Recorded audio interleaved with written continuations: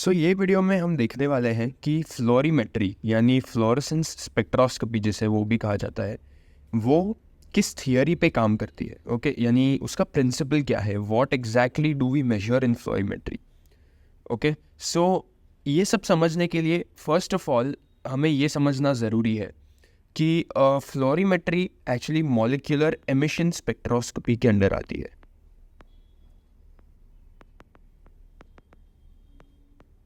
ये molecular emission spectroscopy क्या होती है, जैसे हमने यूवी में देखा कि जो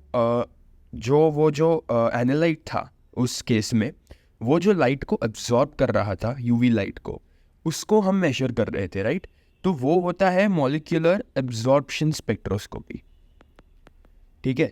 बट ये केस में क्या होगा, जो कंपाउंड हमें एनालाइज करना है वो एक्चुअली वो जो यूवी लाइट है उसको अब्जॉर्ब करेगा और उसके बाद एमिट कर देगा, और ये जो एमिटेड लाइट होगी उससे हम एक्चुअली मेजर करेंगे हमारे डिवाइस से, ओके जो अपैरेटस होता है फ्लोरीमेट्री में उससे। Okay so that is the difference इस केस में कि ये एक एमिशन स्पेक्ट्रोस्कोपी है, ठीक है।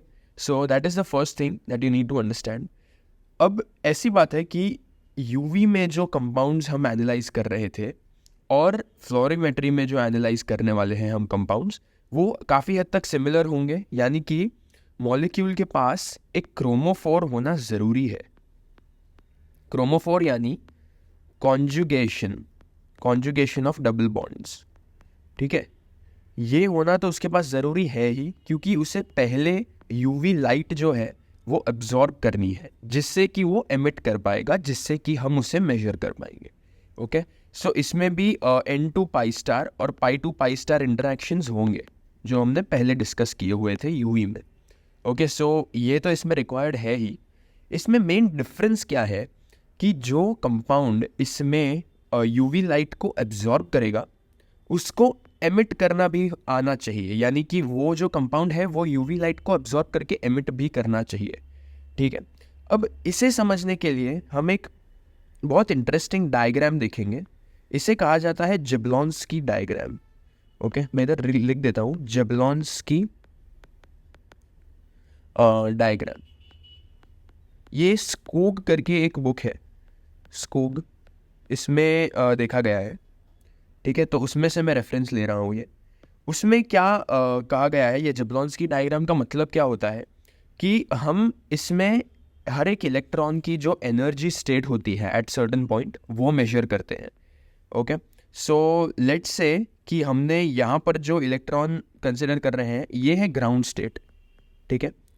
ग्राउंड स्टेट यानी यहाँ पर वो इलेक्ट्रॉन स्टेबल है, और यह है एक्साइटेड स्टेट, यानी कि यहाँ पर वो एनर्जी अगर उसने एनर्जी एब्जॉर्ब की तो वो ग्राउंड स्टेट से एक्साइटेड स्टेट में चला जाएगा। सो ये हमें बेसिक तो पता ही है कि एक्साइटेड स्टेट की एनर्जी ग्राउंड स्टेट की एनर्जी से ज़्यादा होती है। ओके से यहाँ पर पोटेंशियल एनर्जी लिख देते हैं। ओके अब जेबलॉन्स्की डायग्राम का क्या कहना है कि ये एक्साइटेड और ग्राउंड स्टेट के बीच में भी कई एनर्जी लेवल्स होते हैं। ओके सो मैं जो ग्रीन से बना रहा हूँ वो है vibrational energy levels. Okay so मैं यहाँ पर लेबलिंग कर देता हूँ, ये है वाइब्रेशनल एनर्जी लेवल्स। ओके ये एक्साइटेड स्टेट और ग्राउंड स्टेट के बीच में बहुत सारे वाइब्रेशनल एनर्जी लेवल्स होते हैं, जिसे मैंने यहाँ पर ग्रीन से दर्शाया है। ओके अब one thing to keep in mind is that मैंने यहाँ पर दो ही बनाए हैं, क्योंकि इट इज़ नॉट आइडियल कि मैं बहुत सारे बना दूँ, वरना वो बहुत खिचपिच हो जाएगा डायग्राम में। बट आपको ये कंसिडर करके चलना है कि यहाँ पर बहुत सारे वाइब्रेशनल एनर्जी लेवल्स हैं यहाँ पर। ओके ये आपको कंसिडर करके चलना है, बट मैं ये बना नहीं रहा सो दैट एक्सप्लेनेशन ईजी हो जाए थोड़ा। ओके और एक चीज़ जो जेबलॉन्स्की डायग्राम में दिखाई गई है वो है कि ये जो वाइब्रेशनल एनर्जी लेवल्स है और ये एक्साइटेड और ग्राउंड स्टेट्स है, उसके बीच में और भी बहुत सारे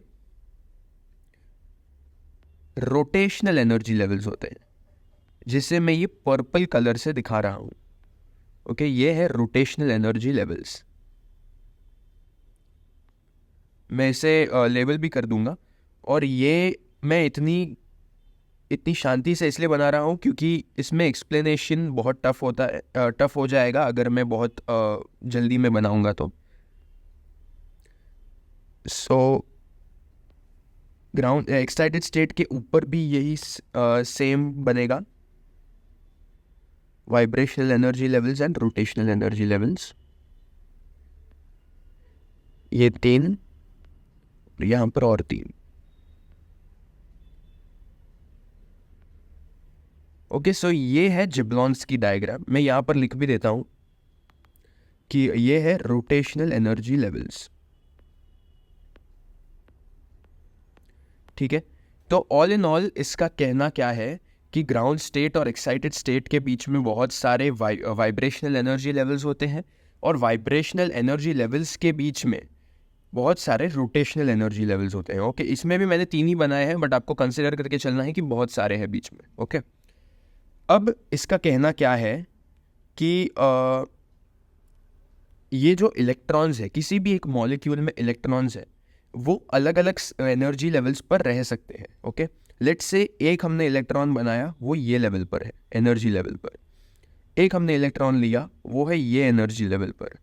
और तीसरा जो इलेक्ट्रॉन हमने ले रहे हैं, वो है ये एनर्जी लेवल पर। ओके, तो ये सब डिफरेंट एनर्जी लेवल्स है इस मॉलिक्यूल के। अब इसे अगर हम देखने जाए तो ये जो इलेक्ट्रॉन्स है वो असल में ग्राउंड स्टेट में ही कंसिडर किए जाएंगे। वो भले ही अलग अलग एनर्जी लेवल्स पर हैं, बट वो एक्साइटेड स्टेट में कंसिडर नहीं हो जाएंगे। ये सब जो है वो सभी ग्राउंड स्टेट में है। ठीक है, ये सब कंसिडर किए जाते हैं कि वो ग्राउंड स्टेट में ही है, इवन दो वो अलग अलग रोटेशनल और वाइब्रेशनल एनर्जी लेवल्स पर है। ओके, सो ये एक इम्पॉर्टेंट बात हुई। अनदर थिंग इज दैट जब भी कोई एक एनर्जी आती है इलेक्ट्रॉन के ऊपर, ये सब है लबाइल इलेक्ट्रॉन्स। ओके, ये सब जो मैंने बनाए हैं वो है लबाइल इलेक्ट्रॉन्स। लबाइल इलेक्ट्रॉन्स क्यों है? क्योंकि ये एनर्जी एब्जॉर्ब कर पाएंगे, ये एनर्जी एब्जॉर्ब कर पाएंगे और एक एक्साइटेड स्टेट में जाने की पॉसिबिलिटी रखते हैं, इसलिए यहाँ पर लबाइल इलेक्ट्रॉन्स कहा गया है इन्हें। ओके, लबाइल यानी वल्नरेबल, विच इज़ जिसमें कि एनर्जी अगर आप डालोगे तो वो ऊपर की स्टेट में चले जाएंगे, एक्साइटेड स्टेट में। ओके, सो लेट्स से हमने एक जो ये सब जो इलेक्ट्रॉन्स हैं उसको एक particular amount of energy the. Okay, अब यूजुअली ये जो एनर्जी दी जाती है ना, वो ये ग्राउंड स्टेट से एक्साइटेड स्टेट में कूदने के लिए होती है। ओके, ग्राउंड स्टेट से एक्साइटेड स्टेट में। बट आप देख सकते हैं कि ये जो इलेक्ट्रॉन है यहाँ पर, ये ग्राउंड स्टेट से एक रोटेशनल एनर्जी लेवल ऊपर है, राइट? ये जो पर्पल में है वो रोटेशनल एनर्जी है, तो वो एक लेवल ऊपर है। तो ये जब जंप करेगा, लेट्स से इसे एनर्जी दी गई और इसने जंप किया, तो ये यहाँ पर आ जाएगा। ओके, ये एक्साइटेड स्टेट जो है उससे एक रोटेशनल एनर्जी लेवल ऊपर आ गया, क्योंकि वो पहले से ग्राउंड स्टेट से एक रोटेशनल एनर्जी लेवल ऊपर था। वैसे ही दूसरे इलेक्ट्रॉन्स के साथ भी होगा, क्योंकि यहाँ पर ग्राउंड स्टेट से एक वाइब्रेशनल लेवल एनर्जी लेवल ऊपर है, राइट? ये ग्रीन लेवल पर है वो एक इलेक्ट्रॉन। सो जब इसे एनर्जी मिलेगी ना, तो ये डायरेक्टली इस पे कूद जाएगा, not directly on excited stage वाला लेवल, बट इस उससे थोड़ा ऊपर उसके रिस्पेक्टिव स्टेट पे। ठीक है, और सिमिलर चीज़ इसके साथ भी होगी, ये 2 लेवल और ऊपर कूदेगा इसके कंपैरिजन में। ओके, तो ये उनके रिस्पेक्टेड और या रिस्पेक्टिव एक्साइटेड स्टेट पर चले जाएंगे ये सब इलेक्ट्रॉन्स। ओके, सो ये चीज़ होगी। इसके बाद क्या होगा? इसके बाद एक बहुत इंटरेस्टिंग चीज़ होगी। आपको पता है, मैं ये वापस बना देता हूँ विदाउट द एरोज जो मैंने बनाए थे पहले, बट ये सेम लेवल्स ही है जो मैंने पहले दिखाया। ठीक है, अब एक इंटरेस्टिंग चीज़ होगी। आपको पता है कि जब भी कोई इलेक्ट्रॉन एनर्जी लेता है, सब इलेक्ट्रॉन्स एनर्जी वापस नहीं देते। Okay, only certain electrons can give the energy back. जो हमने यहाँ पर कहा था एमिशन स्पेक्ट्रोस्कोपी, ये एमिट बहुत कम कंपाउंड्स के इलेक्ट्रॉन्स कर सकते हैं। तो जो कंपाउंड के इलेक्ट्रॉन्स एमिट वापस कर देंगे वो हम फ्लोरीमेट्री से मेजर करते हैं। अब क्या होगा कि हम अज्यूम कर लेते हैं कि ये जो कंपाउंड है, ये जो इलेक्ट्रॉन्स है, वो एनर्जी को एमिट बैक करेंगे। ओके, तो एमिट करते वक्त क्या होगा? ये जो इलेक्ट्रॉन है ना, वो पहले इतनी ही एनर्जी एमिट करेगा, सिर्फ इतनी एनर्जी, ठीक है। ये जो इलेक्ट्रॉन है वो इतनी एनर्जी करेगा और ये जो इलेक्ट्रॉन है वो इतनी एनर्जी करेगा। अब ये हो क्या रहा है, ये सब जो भी इलेक्ट्रॉन्स हमने जंप करवाए उनके रिस्पेक्टिव एक्साइटेड स्टेट में, वो सब थोड़ी थोड़ी एनर्जी रिलीज करके इनके है ना, ये सब जो गैप्स है वाइब्रेशनल एनर्जी और रोटेशनल एनर्जी लेवल्स के बीच में, वो बहुत कम है, बहुत ही कम। यहाँ इवन तो मैंने हाई दिखाए हैं, बट वो जो गैप्स होते हैं वो बहुत ही मिनिस्क्यूल होते हैं, हम उन्हें मेजर भी नहीं कर पाएंगे, इतने छोटे होते हैं। ओके, सो ये पहले क्या कर रहे हैं कि ये जो इलेक्ट्रॉन्स है वो अपने रिस्पेक्टिव एक्साइटेड स्टेट से एक्चुअल एक्साइटेड स्टेट पर आ रहे हैं। जो ये मेन लाइन है एक्साइटेड स्टेट की, वहाँ पर पहले आएंगे ये इलेक्ट्रॉन्स। ओके, सो ये सब आए इलेक्ट्रॉन्स। अब यहाँ पर आते वक्त भी उन्होंने थोड़ी सी एनर्जी रिलीज़ की। आप जैसे कि यहाँ देख सकते हो कि ये जो एनर्जी लेवल है वो उन्होंने रिलीज़ किया। इवन तो ये छोटा सा एनर्जी लेवल है, इसे स्टिल हमें जस्टिफाई करना होगा कि ये एनर्जी लेवल ने किया क्या फाइनली। तो ये एनर्जी लेवल हम यूजुअली बुक्स में ऐसा लिखा जाता है कि ये जो मॉलिक्यूलर या कोलिजन्स होते हैं, कोलिजन्स, ये मैंने स्पेलिंग शायद गलत लिखी है, और ये जो कोलिजन्स होते हैं उसमें पार्ट ले लेते हैं ये एनर्जी। ओके, सो ऐसे जस्टिफाई किया जाता है इस एनर्जी को। ओके, सो ये जो एनर्जी स्पेंड हुई उसकी वजह से ये जो इलेक्ट्रॉन्स है वो ये एक्साइटेड स्टेज जो है, एक्साइटेड स्टेट का जो एनर्जी लेवल है वहाँ तक आ गए। ये मेन जो एक्साइटेड स्टेट का एनर्जी लेवल है वहाँ तक ये इलेक्ट्रॉन्स आ गए। ओके, अब फाइनली क्या होगा, जब ये इलेक्ट्रॉन्स एनर्जी रिलीज करेंगे ये कंप्लीटली नीचे जाएंगे। ओके, डायरेक्टली ग्राउंड स्टेट पर ही चले जाएंगे, जो जहाँ पहले थे वहाँ पर भी नहीं जाएंगे, डायरेक्टली ग्राउंड स्टेट पर। ओके, यहाँ पर चले गए सीधा। और ये जो एनर्जी रिलीज हुई ना, ये एनर्जी जो रिलीज हुई इसे मेजर किया जाता है फ्लोरीमेट्री में। ओके, ये फ्लोरीमेट्री में मेनली मेजर किया जाता है। तो ये है जो थियरी पे फ्लोरीमेट्री काम करती है। ओके, अब this is not the end, इसे समझने के लिए और एक कंसेप्ट समझना भी बहुत ज़रूरी है। ओके, सो वो हम पहले स्टार्ट करेंगे। आपको पता है कि हर एक इलेक्ट्रॉन की एक स्पिन होती है। Electrons have spin, right. अब ये स्पिन दो टाइप के हो सकते हैं, या तो क्लॉकवाइज, हम इसे सिर्फ कहने के लिए क्लॉकवाइज या काउंटर क्लॉकवाइज या एंटी क्लॉकवाइज कह देते हैं, ठीक है। ये जस्ट एक कन्वेंशन है। क्लॉकवाइज को यूजुअली प्लस हाफ से डिनोट किया जाता है, इसे यूजुअली माइनस हाफ से। अब ये सिर्फ कन्वेंशन है। इन शॉर्ट हमारा कहना क्या है कि अगर एक इलेक्ट्रॉन हमारा अगर ऐसे स्पिन दिखा रहा है और हम इसे प्लस हाफ कंसिडर कर रहे हैं, ओके, तो जो दूसरा इलेक्ट्रॉन होगा इसकी ऑपोजिट होगा। That's all this thing has to say. इसका मतलब ये नहीं कि ये सच्ची में क्लॉकवाइज या काउंटर क्लॉकवाइज मूव करता है, ये जस्ट एक कन्वेंशन है कि ये प्लस हाफ है और ये माइनस हाफ है, ठीक है। मतलब दोनों ऑपोजिट स्पिन्स वाले हैं। अब एक इम्पॉर्टेंट थिंग है यहाँ पर जो समझने लायक है कि जो एक टर्म होता है क्लोज्ड शेल्स। अब सबने 11th-12th में ऑर्बिटल्स तो बनाए ही होंगे, ठीक है, जो 1s1 2s2 2p2 ये सब ऑर्बिटल्स। तो लेट्स से ये 2s2 है, ठीक है, यानी कि इसमें 2 इलेक्ट्रॉन्स है, और ये 2p है, ठीक है। इसमें अभी हम इलेक्ट्रॉन्स नहीं बनाएंगे।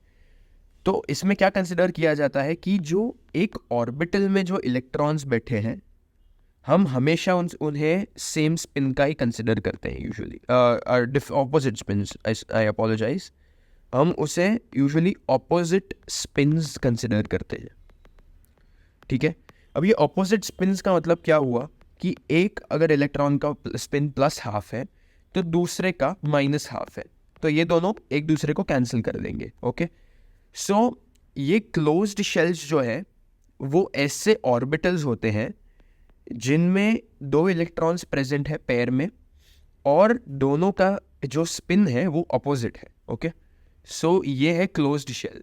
अब लेट्स से यहाँ पर भी 2p में जो है ये फर्स्ट जो ऑर्बिटल है उसमें 2 इलेक्ट्रॉन्स है जिसमें ऑपोजिट स्पिन के दोनों इलेक्ट्रॉन्स हैं, तो ये भी क्लोज शेल कंसिडर किया जाएगा। बट लेट्स से हमारे पास ये एक शेल है जिसमें एक ही इलेक्ट्रॉन है, तो ये क्लोज्ड शेल नहीं है। ओके, सो ये कंसेप्ट है क्लोज्ड शेल्स का। ओके, सो हम अब एक ऐसा डायग्राम देखेंगे जो बहुत ही इम्पॉर्टेंट है, जो कॉर्नर्स करके एक बुक में दिया हुआ है, जो ये है। ओके, अब वो जो मैंने स्पिन का कंसेप्ट आपको बताया, वो आपको यहाँ पर ध्यान में रख के चलना है।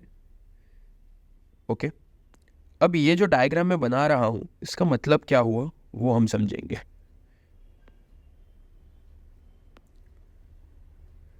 तो ये जो है, यहाँ पर मैं इलेक्ट्रॉन्स बना रहा हूँ, ये जो है हम इसे कहते हैं ग्राउंड स्टेट। ठीक है, और इसमें जो वो कन्वर्ट हो सकता है, ये दोनों एक्साइटेड स्टेजेस है। ओके, ये दोनों एक्साइटेड स्टेजेस हैं, और ये जो ग्राउंड स्टेट है उसकी ये वो या तो इसमें कन्वर्ट होगा या तो इसमें। अब ये दोनों में फ़र्क क्या है ये हम देखते हैं कि इसमें जो इलेक्ट्रॉन्स है ये तो सेम ही है, बट ये जो ऑर्बिटल में इलेक्ट्रॉन है वो मूव हो गया है एक्साइटेड स्टेट में, यानी कि एक अपर लेवल ऑफ एनर्जी पर वो मूव हो गया है। ओके, लोएस्ट अनऑक्यूपाइड ऑर्बिटल में मूव हो गया है, ये है लोएस्ट अनऑक्यूपाइड ऑर्बिटल। सो इसमें दो पॉसिबिलिटीज़ हो सकती हैं। ओके, एक तो या तो वो इधर ऑपोजिट स्पिन के साथ मूव कर गया, ठीक है, और या तो वो यहाँ पर सेम स्पिन के साथ मूव कर गया। ठीक है, इसका मतलब क्या हुआ कि ये जो स्पिन है ये क्लॉकवाइज है लेट्स से, और ये जब एक्साइट हुआ तो ये जो ऊपर के एनर्जी वाले ऑर्बिटल में गया वो काउंटर क्लॉकवाइज है। ओके, और यहाँ पर उसका ऑपोजिट हो रहा है, अगर ये क्लॉकवाइज है तो ये भी क्लॉकवाइज रह गया। ओके, अब ये डायग्राम से हमें एक चीज़ समझनी है, वो है मल्टीप्लिसिटी। आई नो काफ़ी सारे कंसेप्ट एक साथ हैं, बट इनमें से कई सारे आपने 11th-12th में पढ़े हुए हैं, सो रिलेटिवली सिंपल होंगे आपके लिए। मल्टीप्लिसिटी का मतलब क्या होता है, उसका फॉर्मूला होता है 2s+1। ओके, अब ये s क्या है, s है spin off the entire molecule. Okay, spin off the molecule. अब ये स्पिन ऑफ द मॉलिक्यूल जो है ना, उसमें यूजुअली ये जो क्लोज्ड शेल्स है वो कंसिडर किए ही नहीं जाते। ठीक है, क्यों? क्योंकि ये जो जैसे कि ये क्लोज्ड शेल है, क्योंकि इसमें पेयर में इलेक्ट्रॉन प्रेजेंट है और दोनों के ऑपोजिट स्पिन है, तो इसमें क्या होगा कि ये दोनों प्लस हाफ और माइनस हाफ एक दूसरे को कैंसिल कर देंगे, तो स्पिन बचेगा ही नहीं इसकी वजह से, राइट? तो हम इसे कंसिडर नहीं करेंगे। बट ये स्पिन ऑफ द मॉलिक्यूल क्या होता है कि ओवरऑल पूरे मॉलिक्यूल का स्पिन क्या है। ओके, तो यहाँ पर आप देख सकते हैं कि ये दोनों कैंसिल कर रहे हैं एक दूसरे को और ये दोनों कैंसिल कर रहे हैं एक दूसरे को, राइट? तो इसमें क्या होगा कि ये जो स्पिन है वो ज़ीरो हो जाएगा, क्योंकि ये दोनों क्लोज्ड शेल्स हैं, तो इसमें कोई लेफ्ट ओवर स्पिन बचा ही नहीं है। तो spin off the molecule zero हो गया, तो मल्टीप्लिसिटी जो है इसकी वो 2 × 0 + 1 आ गई, जो हो गया 1, राइट? तो ये जो मल्टीप्लिसिटी जिसकी 1 होती है इसे कहा जाता है सिंगलेट। ठीक है, तो ये जो है ये सिंगलेट ग्राउंड स्टेट है, ये आपको याद रखना है, सिंगलेट ग्राउंड स्टेट। अब अगर आप ये जो एक्साइटेड स्टेट है ये वाला ये कंसिडर करके चले, तो इसमें क्या हो रहा है, इसमें जो ये इलेक्ट्रॉन ऊपर गया इसका भी एक ऑपोजिट स्पिन था इसके कंपैरिजन में। तो भले ही यहाँ पर क्लोज्ड शेल्स नहीं है जिसमें दोनों इलेक्ट्रॉन एक ही ऑर्बिटल में प्रेजेंट है, बट स्टिल आप देख सकते हैं कि जो स्पिन्स है वो एक दूसरे को कैंसिल कर रहे हैं, राइट? क्योंकि ये क्लॉकवाइज है, ये एंटी क्लॉकवाइज है, तो इसमें भी ये दोनों कैंसिल एक दूसरे को करेंगे, ये दोनों एक दूसरे को कैंसिल करेंगे, तो ये भी जो मल्टीप्लिसिटी आएगी वो 2 × 0 + 1 आएगी, जो 1 आएगी। ओके, सो ये भी एक सिंगलेट एक्साइटेड स्टेज है। ठीक है, इतना क्लियर हुआ? इसके बाद है ये दूसरा वाला। अब ये एक इम्पॉर्टेंट चीज़ है क्योंकि ये ही एक जो है जो डिफरेंट है थोड़ा। ठीक है, इसमें क्या है कि ये अगर क्लॉकवाइज कंसिडर कर रहे हैं यानी +½ कंसिडर करेंगे हम, तो ये जो है इसका स्पिन सेम है, राइट? तो ये भी +½ कंसिडर होगा। ये +½ और ये +½ दोनों मिला के बनाएंगे 1, तो मल्टीप्लिसिटी जो इसकी आएगी वो आएगी 2 × 1 + 1 जो 3 हो जाएगा। इसे कहा जाता है ट्रिपलेट। ठीक है, तो ये जो है ये ट्रिपलेट एक्साइटेड स्टेट है। ठीक है, तो ये हुआ सिंगलेट, ये हुआ सिंगलेट, ये हुआ ट्रिपलेट। ठीक है, अब मैं ये थोड़ा सा पार्ट इसमें से इरेज कर देता हूँ सो दैट बीच बीच में ना आए सिर्फ वो। ओके, तो ये हुआ ट्रिपलेट और सिंगलेट का कंसेप्ट। अब इसमें जो सिंगलेट स्टेज है, ठीक है, वो जब एक्साइट होगा तब वो या तो इसमें हो सकता है या तो इसमें। ठीक है, यूजुअली क्या देखा जाता है कि ये जो ट्रिपलेट है ना, ये ट्रिपलेट को मेंटेन करने में एनर्जी कम लगती है, एनर्जी रिक्वायर्ड इज लेस। अब आप पूछोगे कि इसको लेस एनर्जी क्यों लगती है, उल्टा ऐसा लगता है कि इसको तो ज़्यादा एनर्जी लगेगी क्योंकि इसका जो स्पिन है वो कंप्लीटली उल्टा हो गया, राइट। बट इसको जो मेंटेन करना है वो बहुत इजी है, क्योंकि ये जो इलेक्ट्रॉन है ना, ऑपोजिट स्पिन वाले दोनों, वो एक दूसरे के साथ कंबाइन करने की ट्राई ही नहीं करेंगे। ओके, सो इसे मेंटेन करना बहुत इजी है। जबकि यहाँ पर अगर आप देखने जाए तो ये जो है ये इमीडिएटली यहाँ पर आना चाहता है वापस अपने ओरिजिनल ग्राउंड स्टेट पर। क्यों आना चाहता है? क्योंकि दोनों का स्पिन अलग है, तो दोनों अभी भी कंपैटिबल है एक दूसरे के साथ, राइट। तो ये अभी भी यहाँ पर आना चाहता है, इसलिए इसे मेंटेन करके रखना बहुत ज़्यादा एनर्जी लेगा। ओके, सो लेट्स से हमने एनर्जी प्रोवाइड की और ये दोनों टाइप के अलग अलग एक्साइटेड स्टेट्स बन गए, सिंगलेट और ट्रिपलेट। अब ऐसा है कि ये जो ट्रिपलेट है, ट्रिपलेट एक्साइटेड स्टेज, ये यूजुअली एक फॉरबिडन ट्रांजिशन होता है, क्योंकि जो क्वांटम मैकेनिक्स है उसके हिसाब से ये सिंगलेट जो है वो ट्रिपलेट में यूजुअली कन्वर्ट नहीं होता। ओके, तो क्वांटम मैकेनिक्स के हिसाब से, क्वांटम मैकेनिक्स ये कहता है कि सिंगलेट ग्राउंड स्टेट से ट्रिपलेट एक्साइटेड स्टेट ये एक quote on quote forbidden transition है। ओके, ये एक फॉरबिडन ट्रांजिशन है और ये जो है सिंगलेट से सिंगलेट ग्राउंड स्टेट से सिंगलेट एक्साइटेड स्टेट, ये एक क्वोटेड अलाउड ट्रांजिशन है। ओके, सो ये दो चीज़ें ध्यान में रखना बहुत ज़रूरी है। तो यूजुअली क्या होता है कि ये इसमें ही कन्वर्ट होगा, इसमें बहुत कम कन्वर्ट होता है। ओके, अब आप देख सकते हैं कि ये जो एनर्जी लेवल्स मैंने बनाए हैं ये जानबूझकर मैंने अलग लेवल्स पे, इसका जो हाईएस्ट एनर्जी ऑर्बिटल है वो इसके हाईएस्ट एनर्जी ऑर्बिटल से थोड़ा हाई है। ये क्यों बनाया है मैंने? क्योंकि जैसे कि मैंने कहा कि यहाँ पर जो ये मेंटेन करने के लिए एनर्जी लगती है वो एज़ कम्पेयर टू दिस बहुत ज़्यादा होती है, राइट। एनर्जी रिक्वायर्ड यहाँ पर लेस है, यहाँ पर एनर्जी रिक्वायर्ड मोर होगा। ओके, इसलिए मैंने यहाँ पर हायर लेवल पे ऑर्बिटल्स बनाए हैं सब। ओके, सो क्या होगा कि जब ये सिंगलेट एक्साइटेड स्टेज है, वहाँ से सिंगलेट ग्राउंड स्टेज में जब कोई मॉलिक्यूल जाएगा, यानी यहाँ से यहाँ पर अगर कोई मॉलिक्यूल जाएगा, ये मैं अलग कलर से बनाता हूँ, यहाँ से जब यहाँ पर जाएगा तब आपको देखने मिलेगा फ्लोरेसेंस।